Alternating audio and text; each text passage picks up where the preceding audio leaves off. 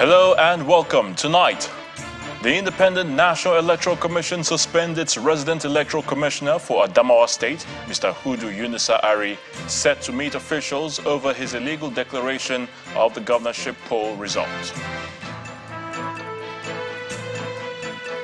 PDP supporters protest the announcement of APC governorship candidate as winner of Adamawa State governorship election by the suspended REC.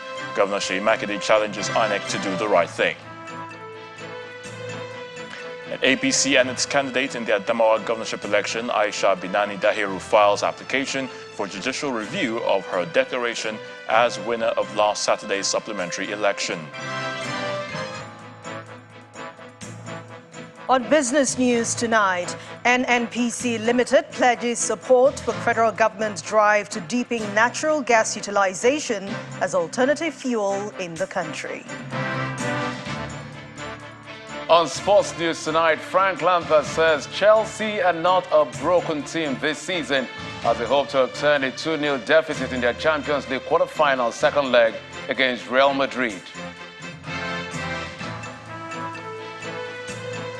And from Abuja, NAFDAC grants registration approval for the R21 malaria vaccine in Nigeria, making the country the second after Ghana to do so in the world.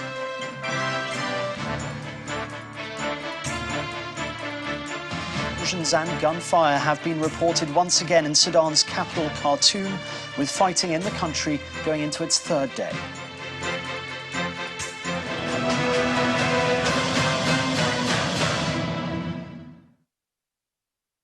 We begin in Adamawa State, where the dust raised yesterday by the state resident electoral commissioner, Mr. Hudu Yunusa Ari, is yet to settle. Ahead of the crucial meeting by the leadership of the Independent National Electoral Commission, INEC, over his illegal declaration of the candidate of the All Progressives Congress as winner in last Saturday's governorship election, the electoral umpire has wielded the big stick and suspended him from office. In a letter addressed to Mr. Yunusa Ari, the Commission directed him to stay away from all its activities in the state while the Administrative Secretary takes over his position till further notice. According to INEC Director of Voter Education and Publicity, Mr. Ayodele Aluko, Mr. Yunusa Ari and some other national officers who were in Yola for the supplementary elections are being expected in Abuja. It's unfortunate that a national commissioner was assaulted. 2 national commissioners were actually deployed to Adamawa to oversee the activities there. And it's unbelievable that thugs could assault one of our national commissioners. But we thank God that he is safe, he is back to Abuja now, and is recuperating. The commission suspended all activities related to the collation of the supplementary election in Adamawa State, and directed all the officials involved to immediately come to the INEC headquarters today so that the commission can review the whole thing and take a formal decision.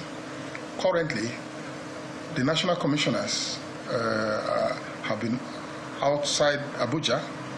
As you all know, national commissioners went to supervise the supplementary elections in their zones. And so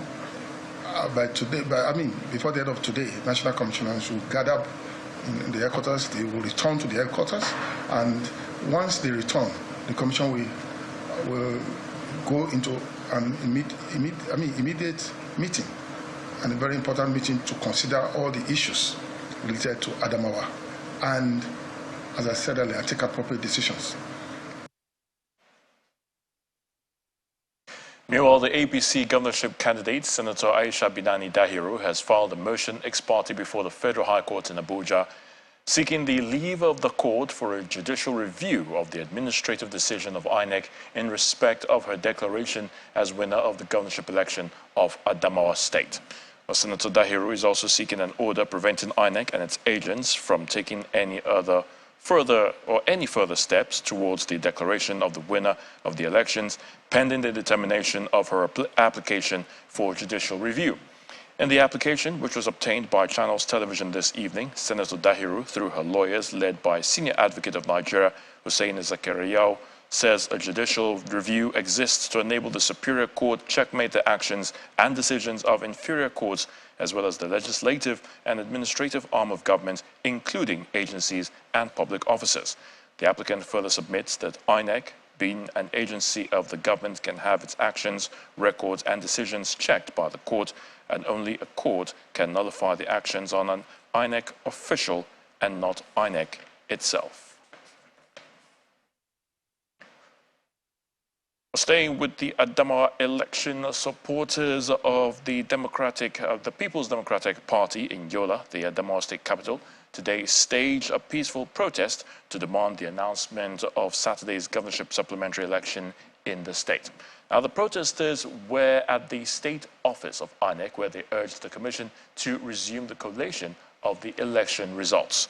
This comes amid reactions on the supplementary poll by other stakeholders in the state. Old and young, men and women, carrying placards and chanting solidarity songs. These are supporters of the People's Democratic Party in Adamawa State.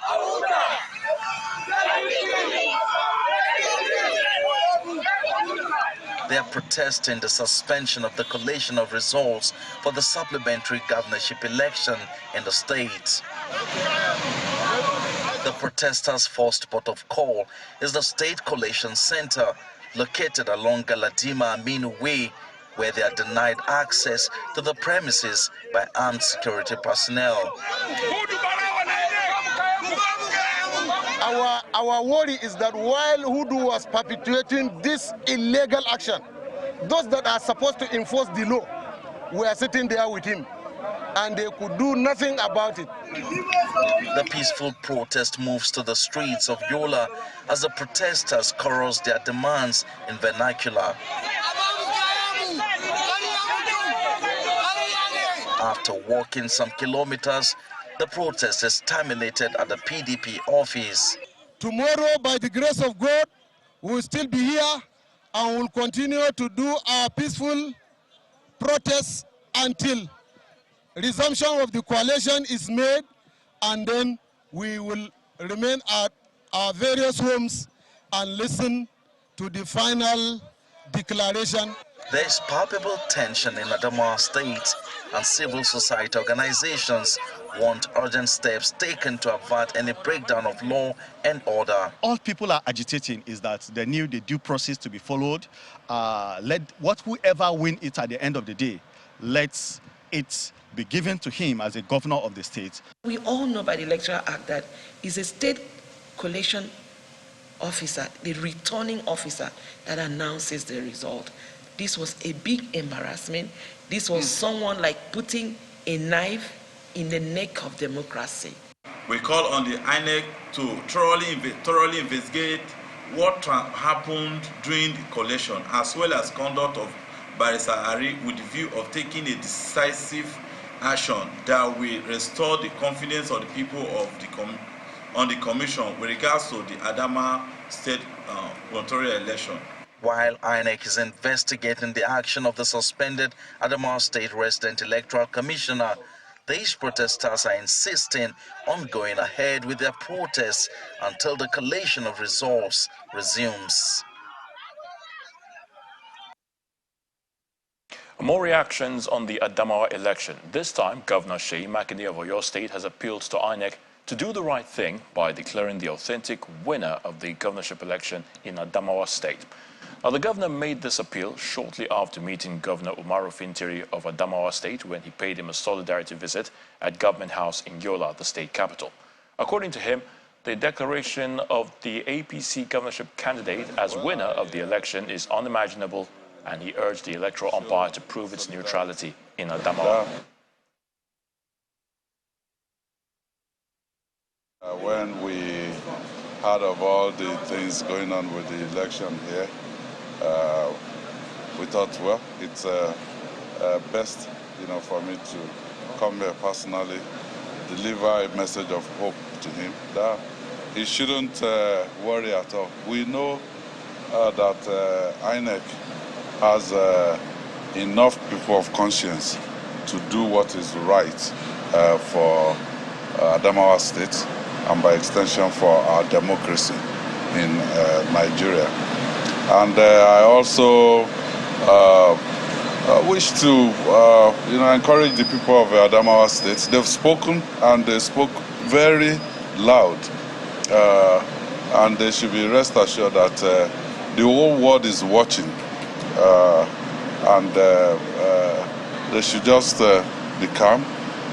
Things will be resolved, and what their decision will be respected by the authorities. It's a shame, really, that somebody of that caliber will, do something like that. But again, we have stories to tell, and we, with time as we evolve, the process of getting people who will do certain things for us will be a little more rigorous, and people like the current REC will have no place in our future democratic process.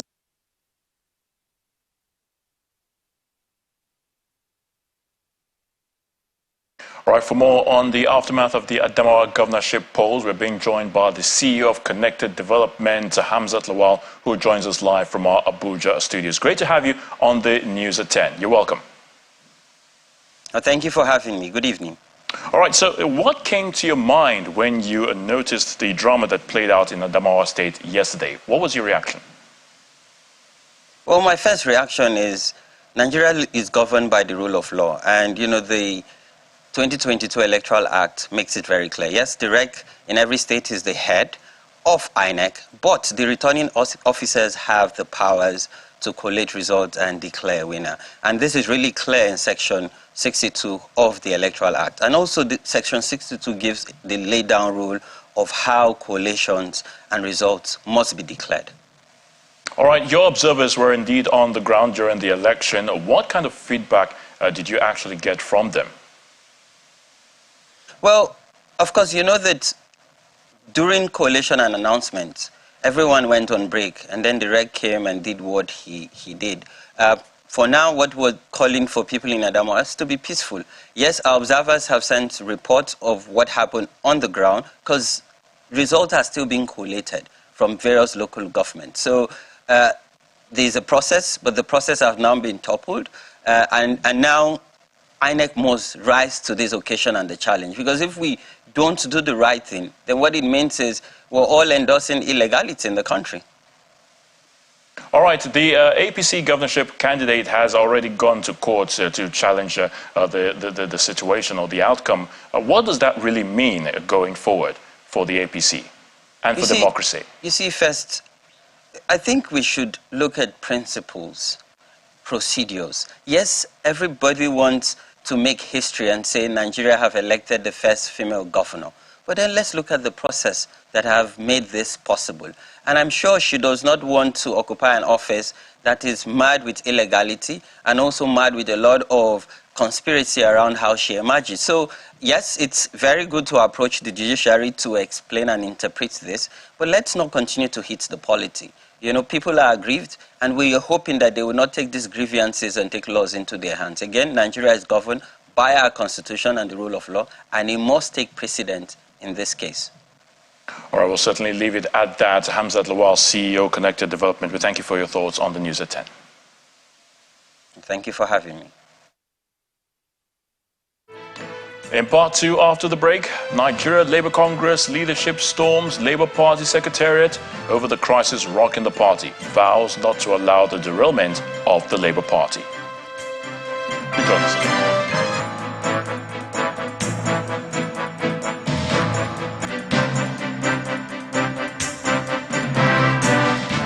Welcome back. If you've just joined us, you're watching the News at 10 live from Channels Television Lagos. A reminder of our main stories. The Independent National Electoral Commission suspends its resident electoral commissioner for Adamawa State, Mr. Hudu Yunusah Ari, set to meet officials over his illegal declaration of governorship poll result. PDP supporters protest the announcement of APC governorship candidate as winner of Adamawa State governorship election by the suspended REC. Governor Seyi Makinde challenges INEC to do the right thing. APC and its candidate in the Adamawa governorship election, Aisha Binani Dahiru, files application for judicial review of her declaration as winner of last Saturday's supplementary election. And explosions and gunfire reported in Sudan's capital Khartoum as fighting in the country continues for a third day.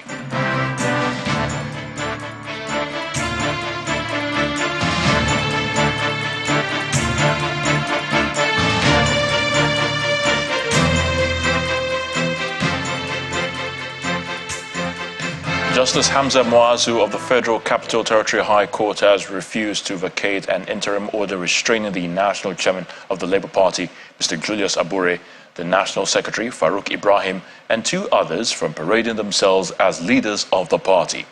He rather fixed April the 20th to take all applications in respect of the case amidst calls by counsel of the embattled national officers of the party to have the matter heard speedily. A counsel to Mr. Abure, Alex Ejesieme, had prayed the court to vacate the interim order and restore a semblance of sanity after a takeover of the Labour Party National Secretariat by another faction. Now, the senior lawyer said the division in the party following the interim order has worsened to the point that 4 groups in the Imo State chapter of the Labour Party held parallel primaries.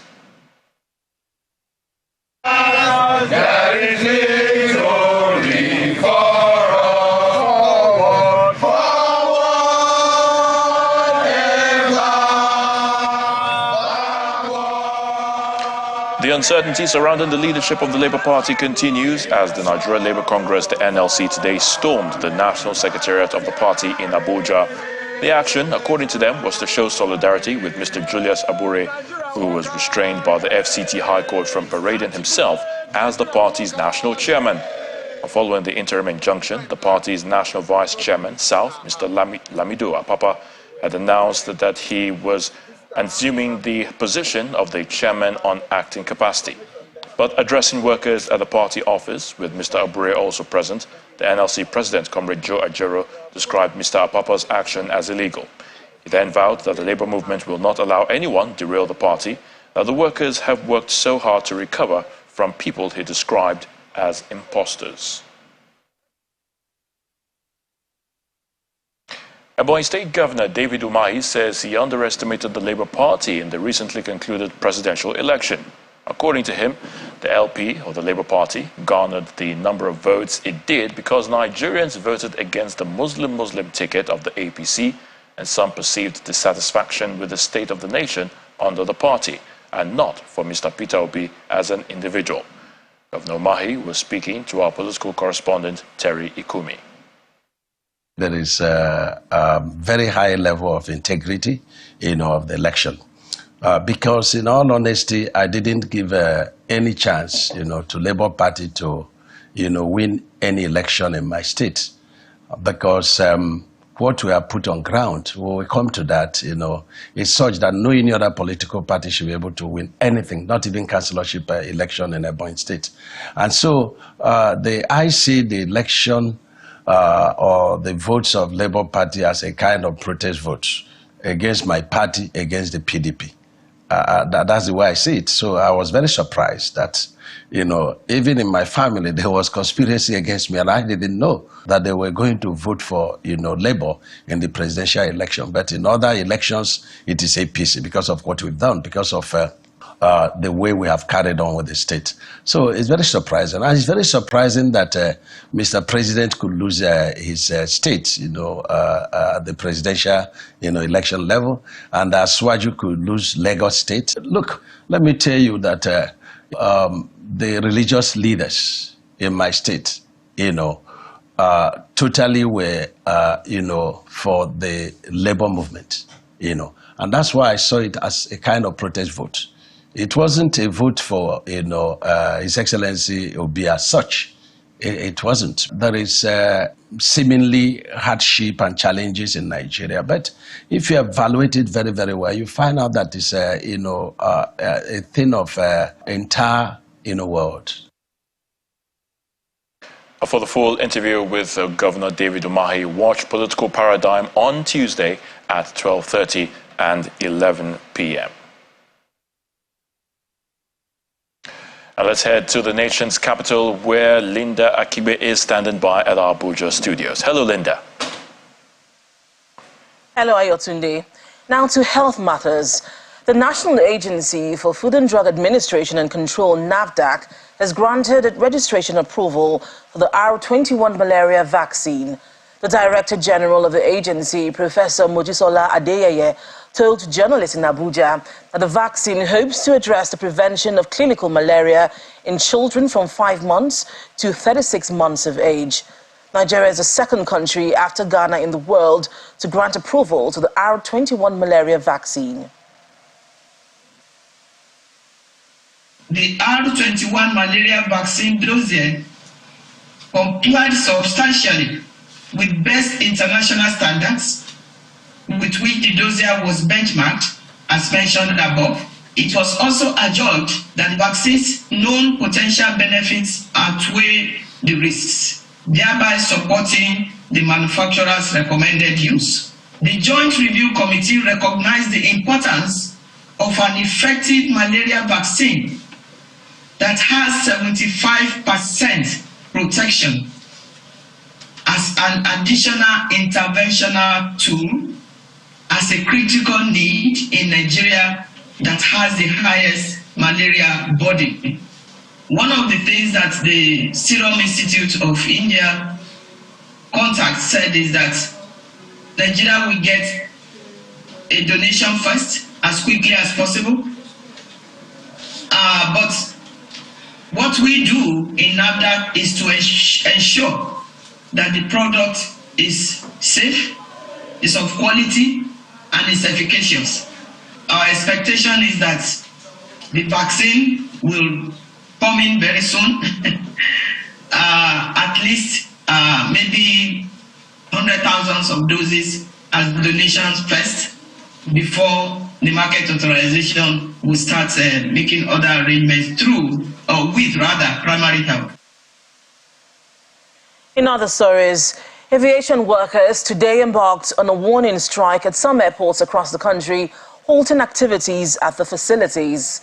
The Coalition of Aviation Workers downed tools in protest against what they say is the government's failure to address their concerns regarding national minimum wage, consequential adjustment and other working conditions. The unions include Association of Aviation and Professionals, the National Association of Aircraft Pilots and Engineers, National Union of Air Transport Employees, and Air Transport Service Senior Staff Association of Nigeria. Heavy traffic at the Murtala Mohammed International Airport in Lagos due to the two-day industrial action embarked upon by members of the Air Transport Services Senior Staff Association of Nigeria and other aviation unions.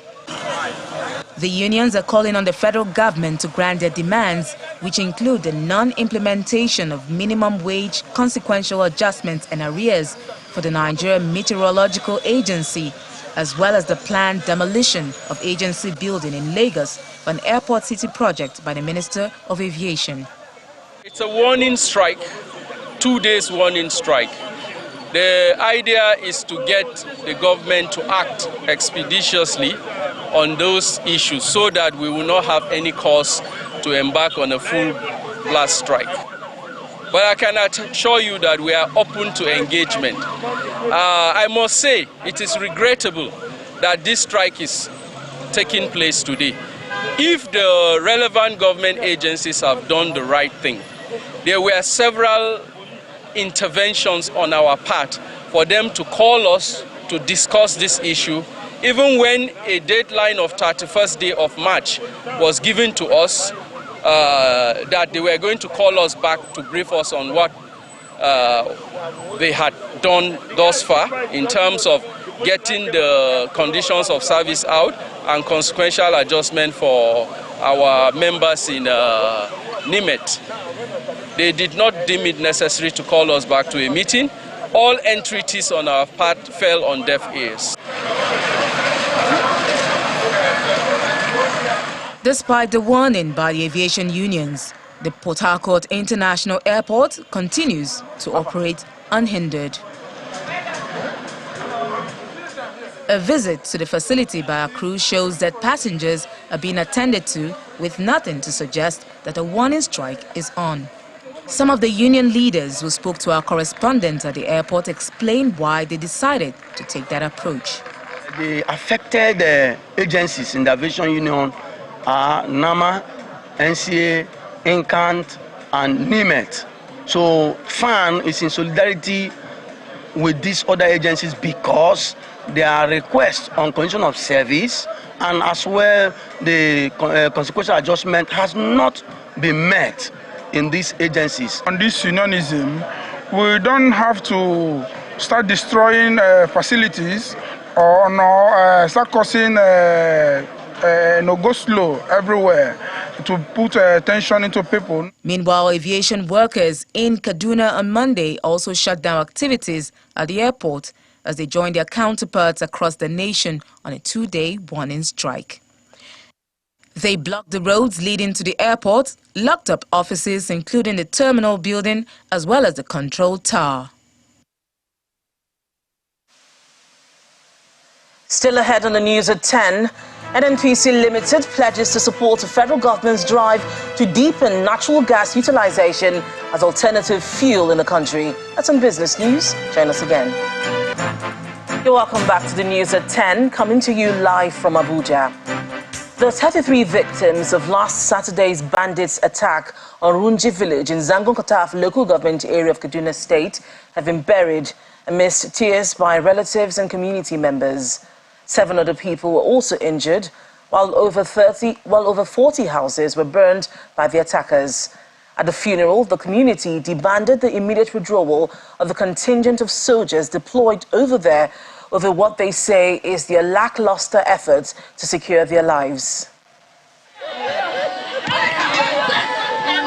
There was no restraint on the outpour of emotions at the funeral ceremony of at least 33 people killed during a bandit attack on Runji community in Zangon Kataf local government area of Kaduna State. The bandits invaded the community on Saturday night and opened fire on the villagers who had mostly gone to bed. Some of the homes were set ablaze, catching the victims in their sleep. The residents believe the attack could have been stopped if the security agencies had risen to their responsibilities. I'm calling on the government to, especially these checkpoints, the military men being kept, they have no value for us in this Chablan. If wishes were horses, let all the checkpoints and the military men should be drawn back to barracks. The government knows what the way forward is. And the government also, both the state government and the federal government, don't know how to resolve this matter. It's not a new thing. Excuse me, sir. If our people will kill 3 cows, the government know how to come and arrest over 20 people to know what to do. And now we are being killed. And the government who knows what should be done, they are not doing anything. Children were among the men and women whose lives were cut short by their attackers. The grieving residents who gathered for the funeral service, including political and community leaders, appealed to the government to stop the attacks. What can we do apart from talking to ourselves to remain calm, not to take the law into our hands? But I don't know that if you complain on a particular thing for more than 5 times, at least, no matter how the level of the crime or the offense, at least they are supposed to listen to you and then help you. The time has come. Enough is enough. Atiavlan must be liberated. Amen. God in his mercy will come down from heaven. Amen. And complete this fight for us. Amen. It appears the certainty of life continues to ebb in communities in Zango Kataf local government area of Kaduna State that have had to grapple with the incessant attacks while striving to eke out a daily living. And that's all from Abuja. Back to you, Ayotunde. Many thanks, Linda. Stanbic IBTC Bank has rewarded at least 875 customers with cash prizes to the tune of 126 million naira in the second season of its Reward for Saving promo. Now, the promo was launched to drive a saving culture among Nigerians so that more people can meet their financial goals. The grand finale event was held at the bank's head office in Victoria Island, Lagos. It's the grand finale of Stanbic IBTC Rewards for Saving Promo Season 2, and this gathering at the bank's head office in Victoria Island, Lagos, is to celebrate the winning participants. During this second season of the promo, which was on for 12 months, 875 customers received cash rewards of up to 126 million naira. As we gather here today to witness the presentation of checks to our 2022 grand finale winners, I congratulate all of you for imbibing that savings culture. Whether or not you have emerged in this year's draw, the important thing is that you are a winner because you stayed close to your financial goals and kept your dreams alive. The promo, which is open to all customers, was launched in 2021 to drive a savings culture among Nigerians. You are encouraged to save for 30 days, and by doing that, you'll be eligible to be able to be entered into that promo. The purpose is really to encourage you to do that saving, develop the habit, and in your dreams, by saving, you're growing over time to be able to achieve your dreams, like buying a new house, which you need, or a car, or achieve some of your life goals, your life goals, really. So that's really the purpose.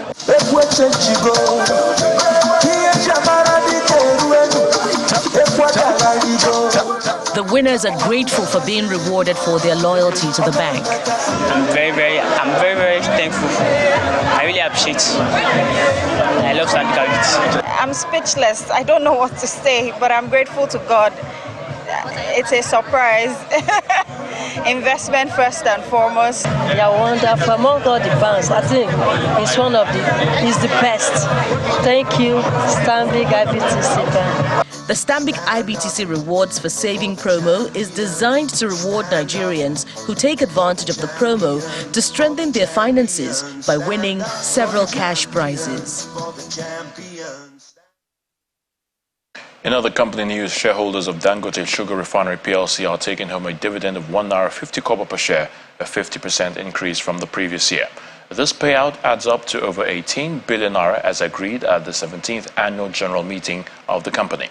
The chairman of the company, Aliko Dangote, also revealed that the company is targeting the production of over 170,000 tons of sugar next season as the country moves toward sugar self-sufficiency. It's the 17th annual general meeting for Dangote Sugar Refinery PLC, and the board of directors, led by Africa's richest man, Aliko Dangote, is interfacing with the company's shareholders. The business of the day is simple, and that is to render account of stewardship over the past year cycle. I think I've answered most of your questions, so maybe we should proceed. The shareholders are happy. Not only are they getting a dividend of 1 naira 50 kobo per share, a 50% increase from the previous year despite the economic headwinds that characterized 2022 financial period, the company has done well with reinvestments and some corporate social responsibility initiatives. I'm very happy to be a shareholder of Dangote Sugar because we collect dividend every year. Not only that, our dividend increased. We were paid 1 naira last year, and this has been increased to 1 naira 50 kobo this year. And we hope that next year will be better than this year. I hereby propose that Alhaji Aliko Dangote, GCON, be re-elected as the director of the company. To reward the board, key members, including the chairman, Aliko Dangote, are returned for another term by unanimous decision of the shareholders. I think the shareholders are quite happy with the way that we'll be running the company in terms of making profit and also reinvesting the money in backward integration. We'll continue to do that. We'll continue to make sure that Nigeria becomes self-sufficient in sugar within a very short period of time. We will play our part. We are not the only players in the business. The company recorded an impressive turnover of 403 billion naira, a 46% increase over 276 billion naira recorded during the same period in the year before, and posted a profit before tax of 82 billion naira. It's time for Anne Wilder to give us the very latest in the world of business. Anne.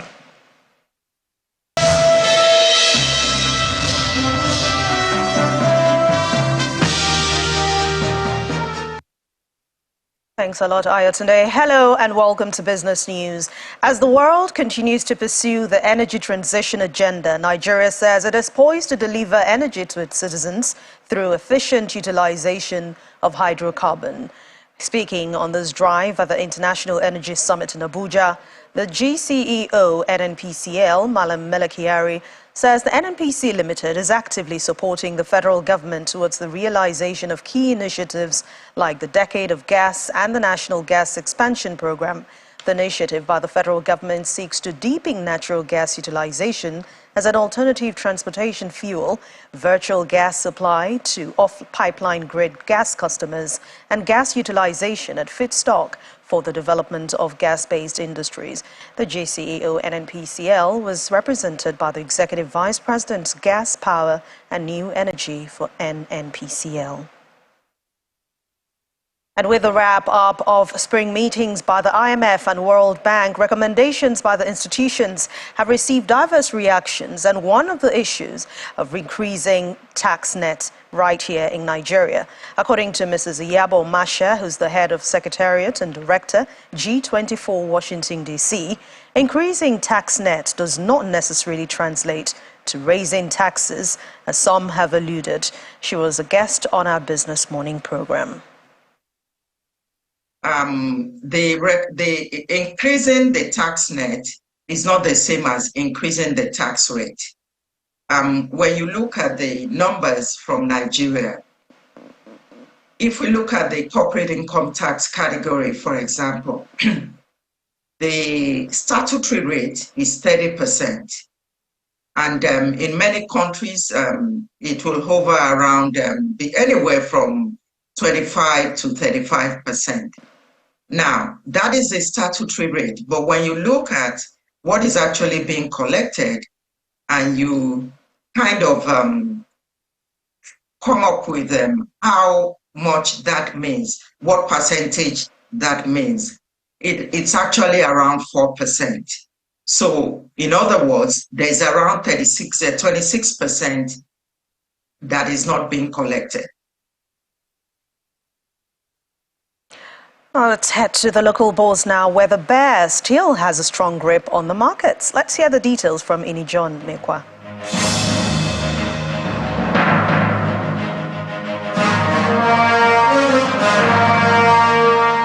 Thank you so much. Welcome to the stock market reports.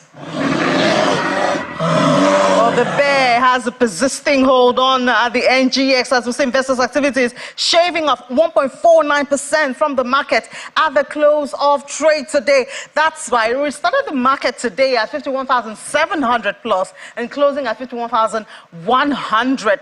Wow, 1.49%, almost 1.5%. And market cap now is at 27 trillion. And there's no thanks to sell pressure on MTN Nigeria. MTN lost 16 naira from its share price to close at 224 naira. And then we look at some of those favorite banking stocks. FBN Holding down. Zenith Bank also lost today. No wonder when we look at the sectors, we see that the banking sector is down 5.5%.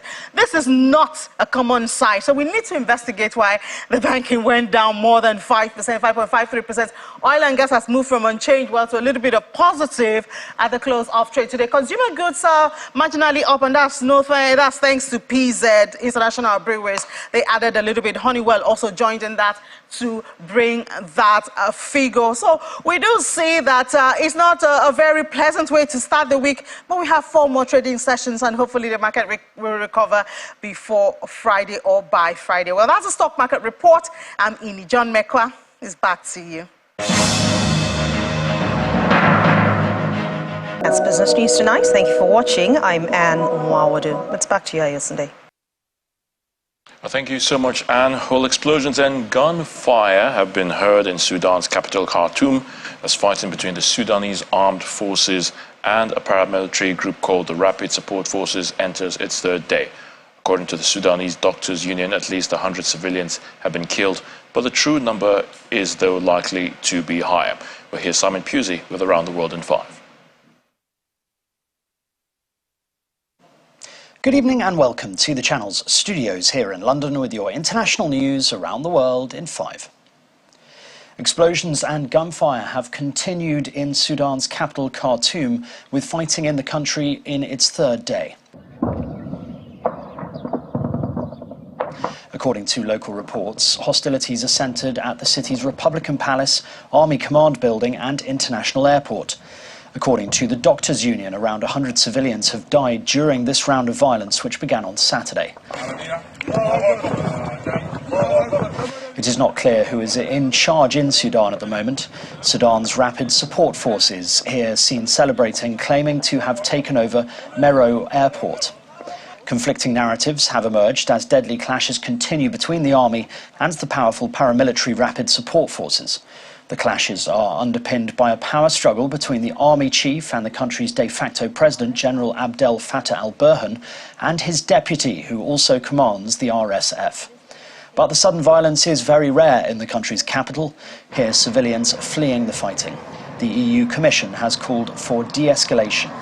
The message of the EU is extremely clear, which is cessation of hostilities, de-escalation of the current situation, urging for the respect of the international humanitarian law and the protection of citizens. The opposition Russian activist Vladimir Kara-Murza has been sentenced to 25 years in jail for treason and other charges linked to his criticism of the war in Ukraine. The Russian-British former journalist and politician is the latest of a number of Putin opponents to have been arrested or forced to flee Russia. He has denied the charges and been vocally critical of his trial, saying, "I subscribe to every word that I have said." His 25-year sentence was the top number sought by prosecutors and is the longest sentence an opposition figure has received so far. Criminalization of criticism of government action is a sign of weakness, not strength.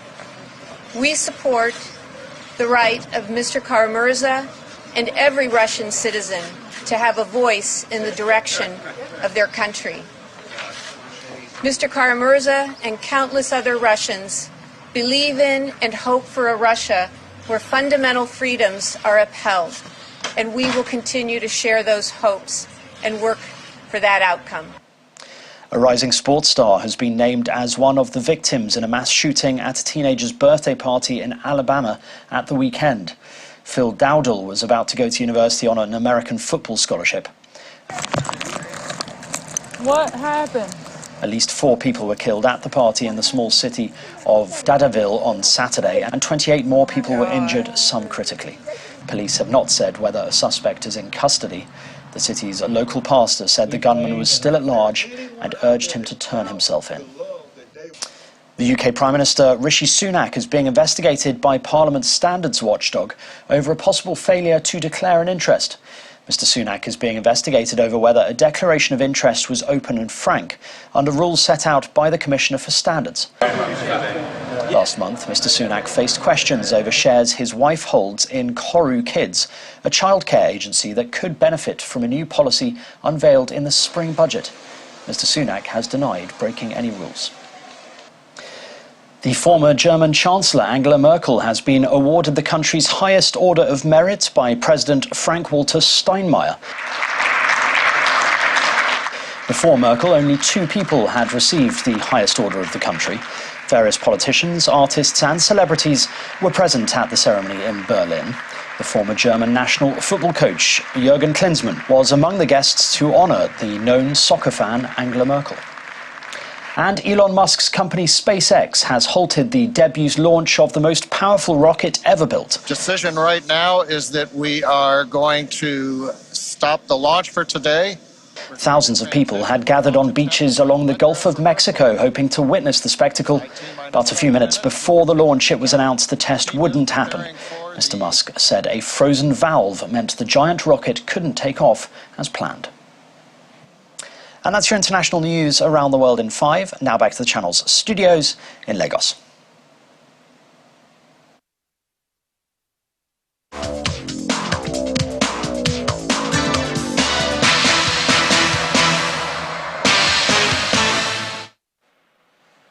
Thanks, Simon, and welcome to Sports News. Nigeria's national under-20 women's team, the Falconers, will face Niger Republic, Togo and Burkina Faso in Group B of the maiden edition of the 2023 WAFU B Under-20 Girls Cup. The draw was held at WAFU B headquarters in Abidjan, Cote d'Ivoire earlier today. Ghana is paired in Group A alongside Benin Republic and Cote d'Ivoire in a tourney scheduled for Kumasi from Saturday, May the 20th till Sunday, June the 4th, 2023. Now in the Premier League, Liverpool crushed Leeds 6-1 as Cody Gakpo's controversial opener provided the spark for the Reds' first win in 5 Premier League games earlier today. The Jurgen Klopp side took the lead at Elland Road when Gakpo's goal was allowed to stand despite the ball striking Trent Alexander-Arnold's arm in the build-up. And now Chelsea are not a broken team, and that's according to the club's interim coach Frank Lampard. He also defends the co-owner Todd Bowley's right to address the squad he has invested in as they prepare for Tuesday's Champions League quarter-final against defending champions Real Madrid. We have more on that and others in news around the world of sports. Interim manager Frank Lampard does not believe that Chelsea is broken as they prepare for their Champions League quarter-final second leg against Real Madrid at Stamford Bridge. The Blues welcomed the defending European champions on Tuesday night after suffering a 2-0 loss in the away fixture last week. We're not where we want to be. I think the word broken is a bit much, but we're not where we want to be. And that's clear. League position is a reality in the Premier League. We're 2-0 down in this game. So I think those things are just reality. We have to work against that. Elsewhere, Napoli's Luciano Spalletti is excited the return of star striker Victor Osimhen will more than make up for the key players missing in the team's quarter-final showdown with AC Milan, with a trail by a lone goal in the first leg. And that's it on Sports News. I'm Jeffrey Ozong. Is back to Ayatunde for the rest of the news at 10.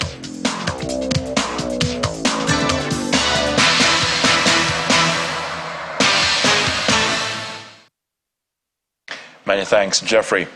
And the main news again. The Independent National Electoral Commission, INEC, today suspended its resident electoral commissioner for Adamawa State, Mr. Hudu Yunusa Ari, as it meets officials over Mr. Yunusa Ari's illegal declaration of the state's governorship poll result. PDP supporters have protested the announcement of APC governorship candidate as winner of the Adamawa State governorship election by the suspended REC, just as Governor Seyi Makinde of Oyo State challenged INEC to do the right thing.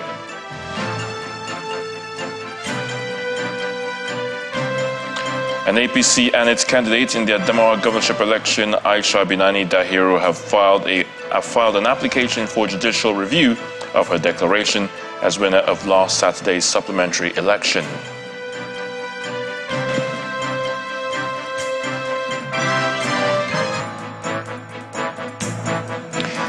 That's the news at 10. Many thanks for watching. I'm Ayatunde Balogun. Do have a wonderful night.